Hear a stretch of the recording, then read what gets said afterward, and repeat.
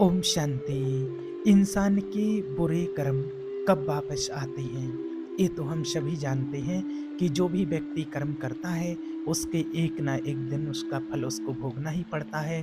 अच्छा हो या बुरा हो, उस कर्म का फल जरूर मिलता है। और आज के समय में देखा जाए तो लोग कहते हैं कि इंसान आज सबसे दूषित हो चुका है। कर्मों के फल से कोई नहीं बच सकता है। मनुष्य कैसे अपने किए का फल भोगता है, आज हम जानते हैं। एक जंगल में महान तपस्वी महात्मा रहते थे। वो एक दिन यात्रा के लिए अपने शिष्यों के साथ किसी नगर की ओर जा रहे थे। तभी उन्होंने देखा कि एक स्थान पर एक स्त्री पुरुष बैठे हुए हैं, जिनकी हालत बहुत दयनीय थी। दरअसल वो दोनों कोढ़ी हो चुके थे, उनके शरीर में जगह जगह जख्म बने हुए थे और शरीर से रक्त रिस रहा था। भयंकर पीड़ा की वेदना से वे दोनों कराह रहे थे, बहुत दुखी थे। उनके पास कोई भी व्यक्ति आता जाता नहीं था। ना जाने किस कर्म का पाप भोग रहे थे।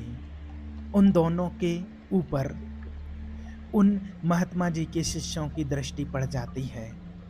गुरुदेव के सभी शिष्यों ने पूछा, गुरुदेव ये इतने दुखी क्यों हैं, इनके साथ ऐसा क्यों हो रहा, आखिर ये किस कर्म का फल भोग रहे हैं? तो उनके गुरुदेव बोले कि मैं आपको इनके जीवन की सत्य घटना सुनाता हूँ। अगर आप इनके कर्म जान लोगे तो फिर तुम्हें कभी दुख नहीं होगा। तो सारे शिष्य कहने लगे, गुरुदेव आप हमें वो इनके जीवन की घटनाक्रम जरूर सुनाओ। गुरुदेव कहते हैं, ध्यान से सुनो, ये घटनाक्रम इनके जीवन की सत्य घटना है। जो ये दोनों आज एक पेड़ के नीचे कोढ़ी बने हुए बैठे हैं। एक समय ये दोनों एक राज्य के राजा और रानी हुआ करते थे, स्त्री पुरुष ये दोनों। इस पुरुष की इससे पहले एक और दूसरी पत्नी थी जो ईश्वर को प्यारी हो गई। राजा और रानी के बीच बहुत ही अटूट प्रेम था। राजा अपनी पहले वाली रानी से बहुत प्रेम करता था। राजा के राज्य में चारों तरफ खुशहाली थी। प्रजा भी अपने राजा का बहुत सम्मान करती थी। राजा भी अपनी प्रजा की भलाई के लिए काम करता था। किसी तरह का प्रजा में कोई दुख नहीं था। इसी प्रकार राज्य कार्य करते हुए राजा का समय बड़े आनंद से बीत रहा था। कुछ समय बाद रानी ने एक कन्या को जन्म दिया, लेकिन दुर्भाग्य से बेटी को जन्म देकर और वो महारानी स्वर्ग से धार गई। राजा को इस बात से बहुत सदमा लगा। राजा के मन में यह बात बैठ गई कि मेरी जो बेटी हुई है, इसी बेटी के कारण मेरे प्राण प्रिय रानी की मौत हुई है। क्योंकि राजा रानी को बहुत चाहता था, राजा को रानी का गम बर्दाश्त नहीं हुआ। इसी गम के चलते राजा की हालत बिल्कुल पागलों जैसी हो गई थी। उसने यह बात अपने दिल और दिमाग में एकदम बैठा ली थी और घर कर गई थी कि मेरी बेटी के कारण ही मेरी पत्नी की मृत्यु हुई है। और वो अपनी बेटी को बिल्कुल प्यार नहीं करता था, ना अपनी बेटी की तरफ देखता था और मन ही मन वो बेटी से नफरत करने लगा। वो हमेशा कहने लगा कि एक मेरे घर में बेटी नहीं, एक कुलक्षणी हुई है, इसी के कारण मेरी रानी की मौत हुई है। राजा को सबने समझाया कि देखो जो हो चुका है, जो हो गया, अब क्यों बेटी से नफरत करते हो, परंतु राजा की समझ में कुछ नहीं आ रहा था।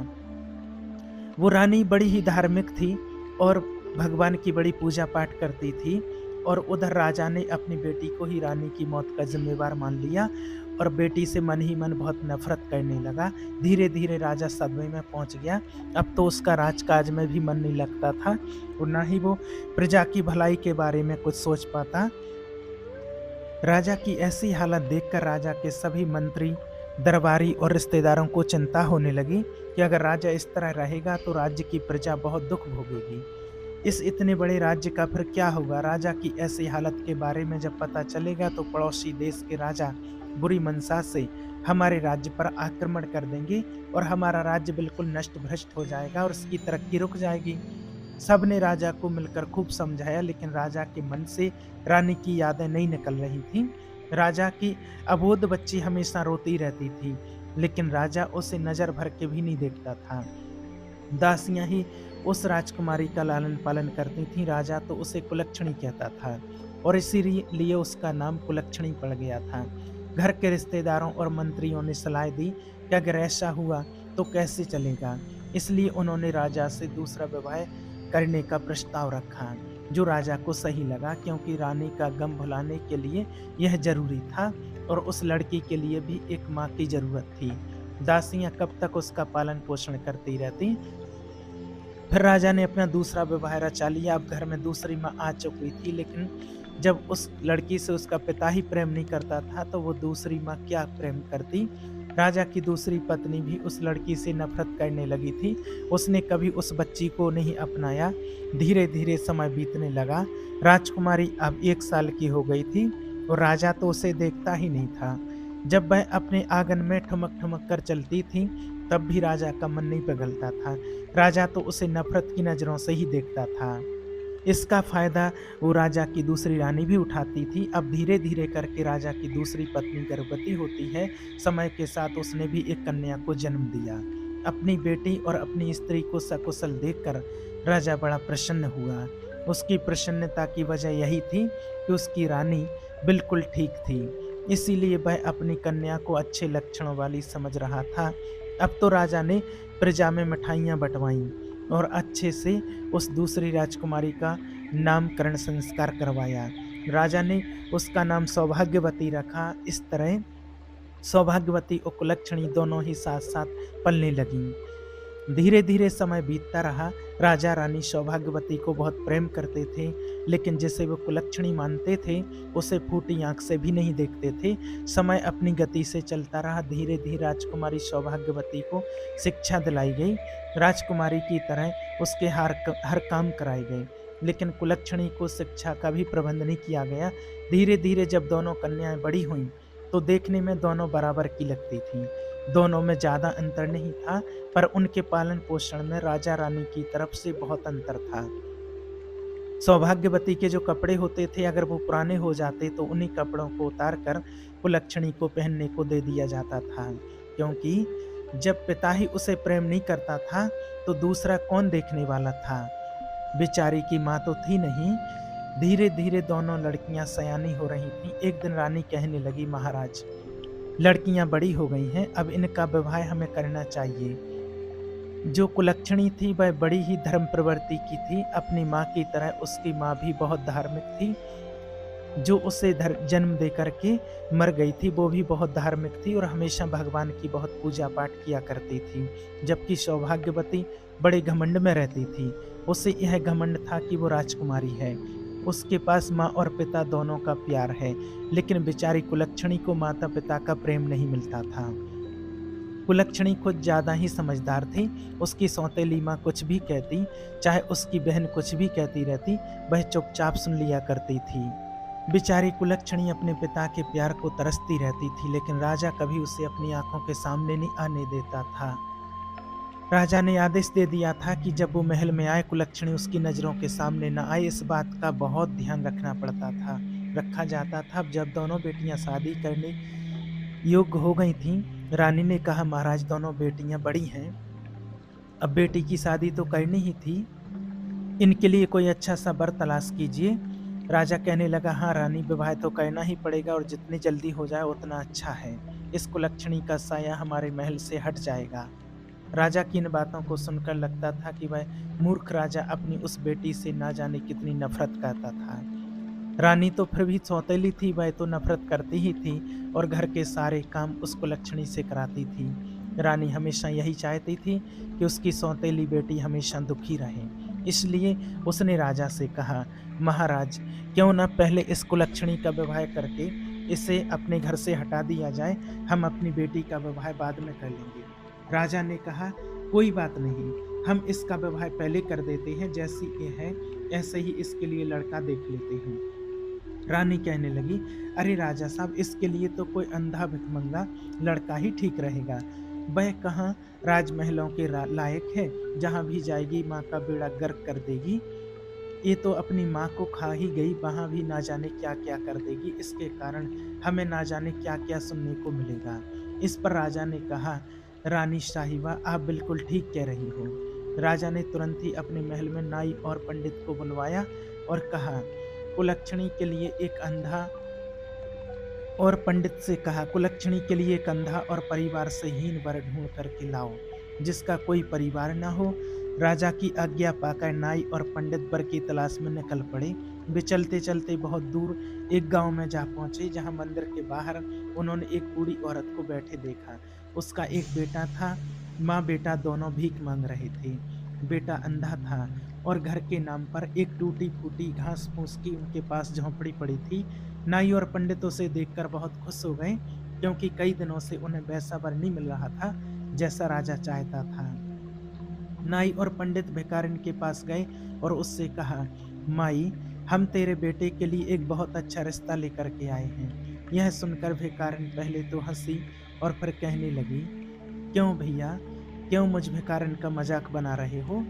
भला मेरे अंधे बेटे से कौन विवाह करेगा? तब नाई ने कहा, अरे नहीं, वास्तव में हम आपके बेटे के लिए एक बहुत अच्छा रिश्ता लेकर के आए हैं, और वह भी राजमहल से।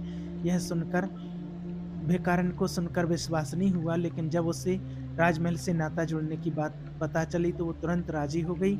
नाई और पंडित उस भिखारिन के बेटे के साथ रिश्ता तय कर राजमहल लौट आए और राजा को पूरी बात बताई। इसके बाद राजा ने अपनी बेटी कुलक्षणी के विवाह उस अंधे भिखारी से कर दिया और दान दहेज के नाम पर उसे कुछ भी नहीं दिया। कुलक्षणी अपनी ससुराल पहुंची तो देखा कि वहां एक टूटी फूटी झोंपड़ी थी, जहां बैठने के लिए भी सही जगह नहीं थी।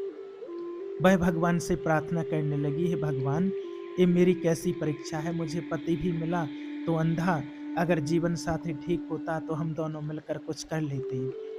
खैर, भगवान जो भी करते हैं अच्छा ही करते हैं। कुलक्षणी ने यह मान लिया कि उसका पति ही उसका परमेश्वर है, और उसने अपने पति और सास की सेवा करना शुरू कर दिया। वह उनके लिए खाना बनाती और सबसे पहले उन्हें खिलाती, फिर खुद खाती। उसने अपने जीवन को भगवान की इच्छा मान करके स्वीकार कर लिया।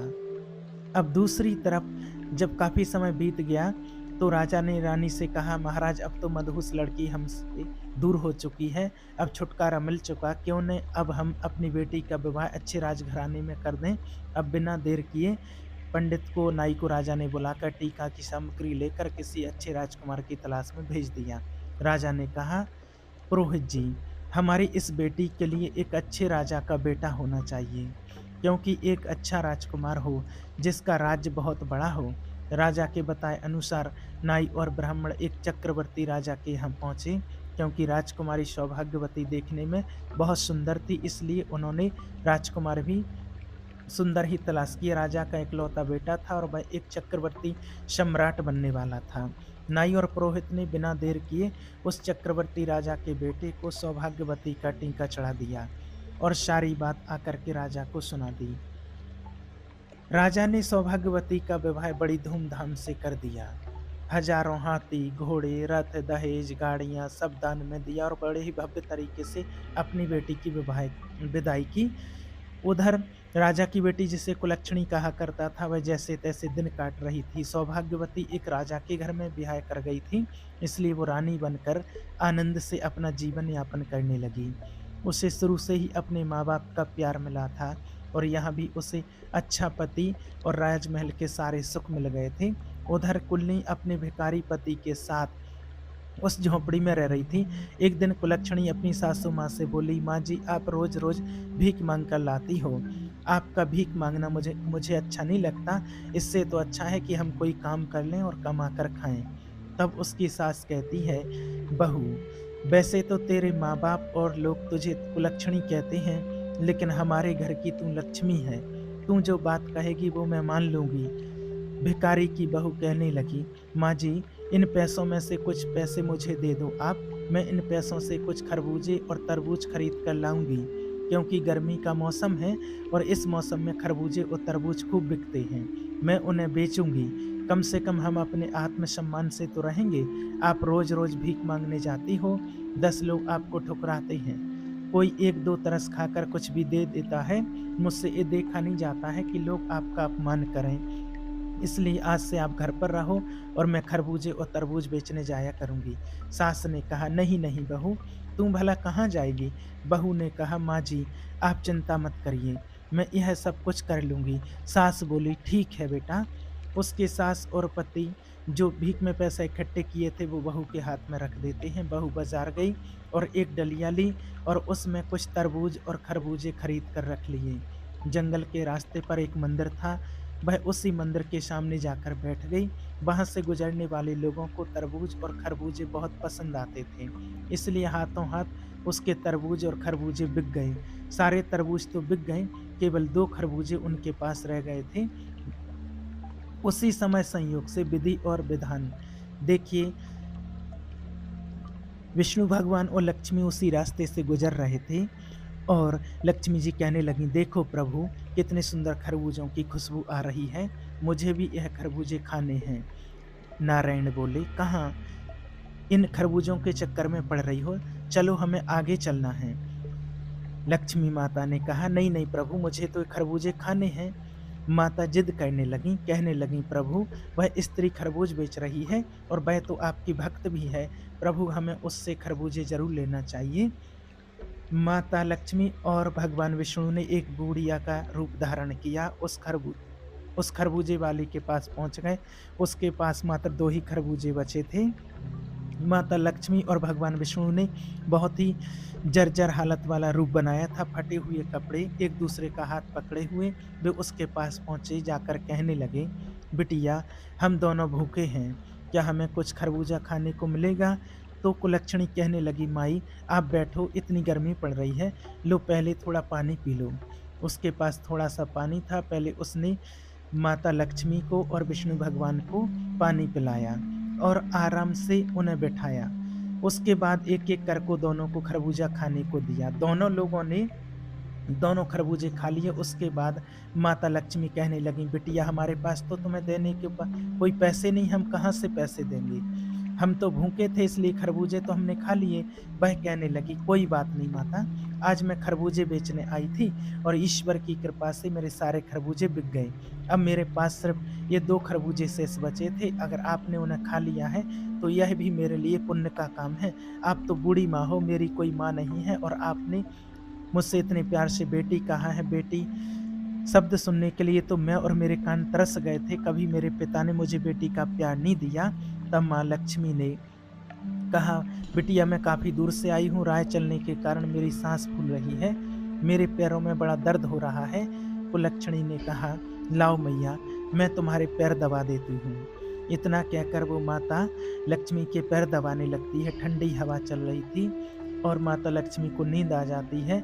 नींद आई तो कुलक्षणी अपने पल्लू से उनके ऊपर हवा करने लगी, ताकि उनके ऊपर कोई मक्खी या मच्छर ना बैठे। श्री नारायण भी वहीं पर लेट गए। जब विधि माता की आंख खुली माता लक्ष्मी की, तो वे बड़े दोनों प्रसन्न हुए, कहने लगे, बेटी, तूने तो हमारी बहुत सेवा की है और हमारे पास तो तुम्हें देने के लिए कुछ भी नहीं है, हम तुम्हें क्या दें? वह कहने लगी, कोई बात नहीं माँ, मेरी कोई माँ नहीं है, तुम्हारी सेवा करके तुम मुझे माँ जैसा प्यार मिला, ऐसा लगा जैसे तुम मेरी माँ हो। तब माता लक्ष्मी कहती हैं, अच्छा बेटी, अब हम चलते हैं। जाते हुए माता लक्ष्मी ने श्री नारायण से कहा, प्रभु, अगर आपकी झोली में कुछ पड़ा हो तो इस बेचारी को दे दो, ये बेचारी बड़ी ही गरीब है और इसके पिता ने इसके साथ बहुत अन्याय किया है। श्री नारायण बोले, देवी, मेरे पास तो मेरी झोली में केवल भभूति पड़ी है, इससे इसका क्या भला होगा? माता लक्ष्मी बोली, प्रभु, लोगों का भला तो आपके भला कहने से ही हो जाता है।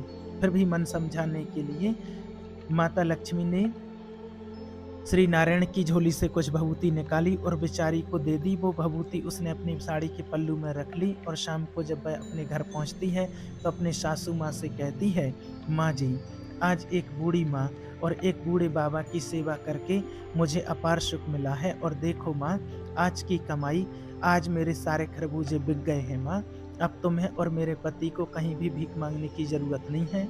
अब हम मेहनत से काम करके अपना गुजारा करेंगे और ईश्वर की कृपा रही तो हम सम्मान की ज़िंदगी जिएंगे। आज से हमें कभी भी भीख नहीं मांगनी पड़ेगी। तब उसकी सास कहने लगी, बेटा, मैं तेरी जैसी बहू पाकर निहाल हो गई। मैंने तो कभी सोचा भी नहीं था कि कभी मेरे बेटे का भी विवाह होगा। मुझे नहीं पता था कि मेरे बेटे के नसीब में इतनी संस्कारी और लक्ष्मी जैसी बहू लिखी होगी। मैं तो भगवान की बहुत आभारी हूँ कि भगवान ने मेरे बेटे की किस्मत में तुम्हें लिखा था। वह कहने लगी, माँ, आज एक बूढ़े बाबा और एक बूढ़ी अम्मा आई थी, उन्होंने मुझे यह भभूति दी है, मैं इसका क्या करूँ? तब उसकी सास बोली, बहू, थोड़ा रुको, अभी मेरा बेटा आता होगा, जैसा वह कहेगा तुम वैसा ही करना। शाम को जब उसका पति आया तो वह कहने लगी, स्वामी, आज मुझे यह भभूति दी है एक बूढ़े बाबा और एक बूढ़ी माँ ने, मैं इसका क्या करूं? तब उसका पति कहने लगा, एक काम करो, घर के चारों कोनों में से छिड़क दो और जो बचे उसे संदूक में रख दो और थोड़ा बहुत भभूति हमारे जो तुलसी का गमला है उसमें रख दो। और कहने लगी, ठीक है, मैं ऐसा ही करूंगी। अब तो उस लक्ष्मी ने उस भभूति को घर के चारों कोनों में बिखेर दिया, थोड़ी भभूति संदूक में रख दी और रात को खाना बनाया। खाना खा करके अपनी सासू माँ को खिलाया, अपने पति को खिलाया, फिर खुद खाकर घर की साफ सफाई करके सो गई। सुबह उठती है तो क्या देखती है कि उसकी झोंपड़ी की जगह तो बहुत सुंदर महल बन गया है। चारों कोनों पर हीरे मोती चमक रहे हैं, धन के अंबार लगे हुए हैं और अनगिनत धन से घर भरा हुआ है। ये देखकर तो बड़ा अचंभा हुआ। वह दौड़ी दौड़ी अपने सास के पास जाती और कहती है, माँ जी उठिए, देखो क्या चमत्कार हो गया। उसकी सासू आंख खुली तो उसने देखा कि उसका घर तो पहचानने में नहीं आ रहा है। वह कहने लगी, अरे बहू, क्या हम तेरे मायके में आ गए हैं? आज तक तो तेरे पिता ने कभी इधर मुड़कर भी नहीं देखा है, लेकिन मैं तो सोई हुई थी, तेरे पिता का हृदय कैसे पसीज गया। तब वह लक्ष्मी कहती है, नहीं माँ जी, ये मेरे पिता का घर नहीं है, ये तो हमारा घर है। देखिए, शायद भगवान की अनुकंपा हुई है, उन्हीं की कृपा से मेरे भाग्य बदल गए हैं। देखो, शायद वे बूढ़े बाबा और बूढ़ी माँ कोई और नहीं, साक्षात श्री नारायण ही थे, जिन्हें मैं पहचान नहीं पाई। भगवान को ना पहचान पाने का दुख अब तो बहुत कचोट रहा था और वह रोने लगी कि भगवान साक्षात मेरे पास आए और मैं उनको पहचान नहीं पाई। उसकी सासू माँ ने उसे धीरज बंधाया। तभी उसके पति की आंख खुल जाती है और वह चिल्लाते हुए बोला, अरे लक्ष्मी, ये मैं अपनी आंखों से क्या देख रहा हूँ? अब तो मुझे दिखाई दे रहा है। वह अपनी माँ से बोला, माँ देखो, मुझे सब कुछ दिखाई दे रहा है, अब मैं अंधा नहीं रहा। यह देखकर लक्ष्मी की खुशी का ठिकाना नहीं रहा। उसके पति की आंखें ठीक हो गईं। ये उसके जीवन की सबसे बड़ी खुशी थी। इतनी खुशियां तो उसे धन दौलत पाकर भी नहीं हुई थी। भगवान की कृपा से अब उसका पति किसी राजा से कम नहीं लग रहा था। अब उन्होंने कहा कि जब इतनी बड़ी कृपा हो ही गई है तो क्यों ना हम भगवान की चर्चा करवाएं, पाठ करवाएं, लोगों को अपने घर बुलाएं और खूब बड़ा सा भंडारा करवाएं। उसकी सासू माँ कहने लगी, बेटी, तुम तो मेरे घर की लक्ष्मी हो, जैसा तुम करना चाहो वैसा करो, मैंने कब मना किया। अब तो लक्ष्मी ने अपने घर में एक कथा का आयोजन किया और अपने रिश्तेदारों को निमंत्रण दिया। सारे रिश्तेदारों में निमंत्रण बंटवाया, एक पत्र अपने मायके भी भिजवाया और एक चिट्ठी अपनी बहन सौभाग्यवती के घर भी भेजी। निमंत्रण पाकर लक्ष्मी का पिता और उसकी सौतेली माँ भी आए। वे आए तो थे, परंतु उनकी हालत बहुत खराब हो गई थी।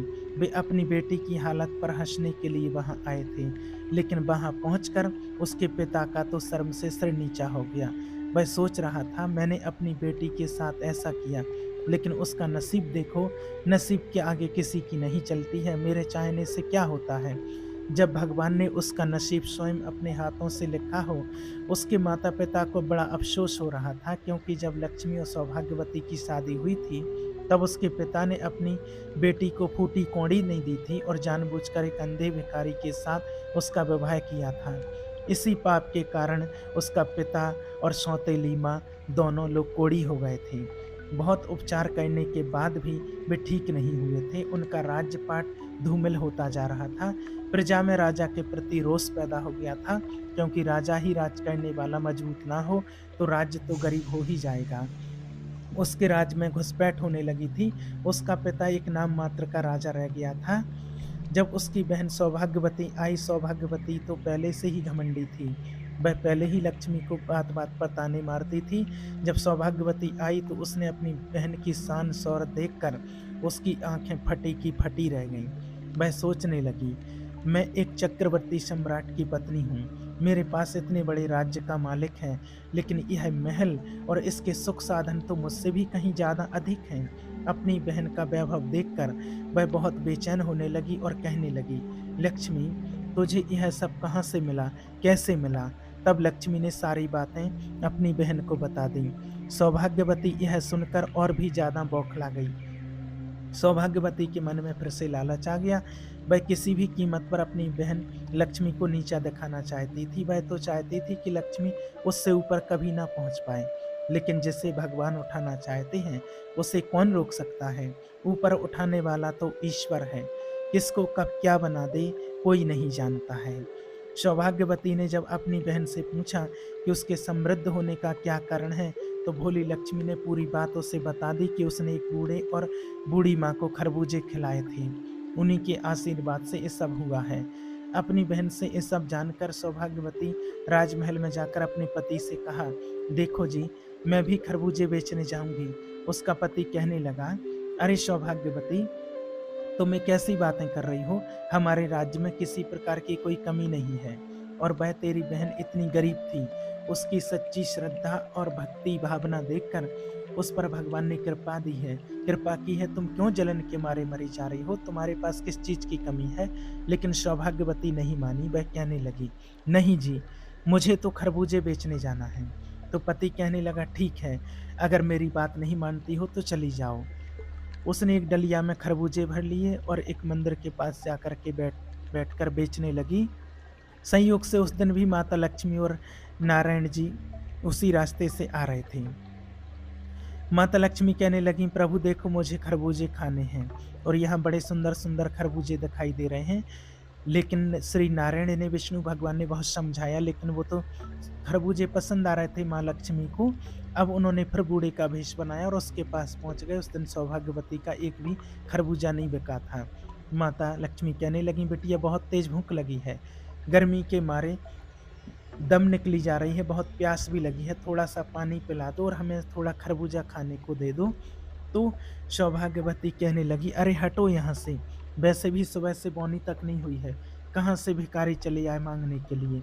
अब माता लक्ष्मी और श्री नारायण एक दूसरे की तरफ देखकर मुस्कुरा उठे और वहीं बैठ गए। सौभाग्यवती डंडा उठाकर कहने लगी, हटो यहाँ से, तुम लोग कितने गंदे हो। यहाँ मैं खरबूजे बेचने आई हूँ, तुम्हें देखकर कोई मुझसे खरबूजे खरीदने भी नहीं आएगा। अभी तक मेरा एक भी खरबूजा नहीं बिका है, और जब भगवान आएंगे तो मैं उन्हें कैसे खरबूजा खिलाऊंगी। तुम लोग पीछे हटो। सौभाग्यवती ने उन्हें एक भी खरबूजा नहीं दिया। सुबह से शाम हो गई, लेकिन वहाँ कोई नहीं आया, भगवान नहीं आए। वो उठकर चलने लगी और कहने लगी, अब मैं जा रही हूँ। जब भगवान साक्षात नहीं आए, उसने उस बुढ़िया से ही कहा, हे बूढ़ी माँ, आप ही मुझे थोड़ी सी भभूति दे दो। तो माता लक्ष्मी श्री नारायण से कहने लगी, प्रभु इसे थोड़ी सी भभूति दे दीजिए। विधाता ने अपनी झोली में हाथ डाला और सौभाग्यवती को थोड़ी भभूति निकाल करके दे दी। सौभाग्यवती खुशी खुशी अपने घर आई और अपने पति से बोली, देखो जी, मैं भभूति ले आई हूँ, अब इसका क्या करना है। इतना कहकर उसने सारी भभूति अपने घर में छिटक दी और थोड़ी सी तुलसी के गमले में डाल दी।